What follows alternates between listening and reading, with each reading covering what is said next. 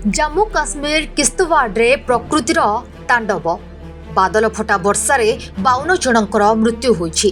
160 जन लोक गुरुतर होइथिबा बेले एबे भी 220 रु अधिक लोक निखोज अछंती।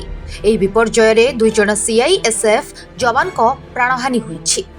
एबे भी घटनास्थल रे उद्धार कार्य जारी रहिछि।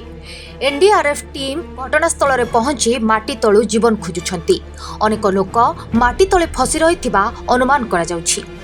बादल फटा वर्षार घरद्वार भांगी जाइथिबा बेले गाड़ी गुड़िक मध्य फसी रहिछि। प्रधानमंत्री नरेंद्र मोदी एही घटना को नहीं दुख जणाइछंती। जम्मू काश्मीर राज्यपाल मनोज सिन्हा दुख प्रकाश करबा सह आहतंक आशु आरोग्य कामना करिछंती।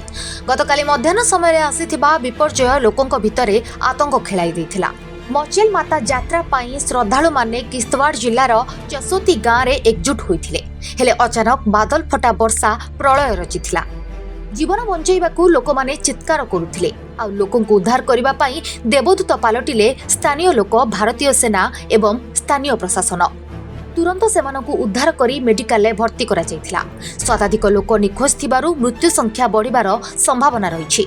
हिमाचल प्रदेश को एनडीआरएफ टीम पठा जायछि। गत 24 घंटा मध्यरे हिमाचल प्रदेश रो मंडी जिल्लार जोगिंदर नगर रे सर्वाधिक 110 मिलीलीटर वर्षा होइतिबा रेकॉर्ड करा जायछि।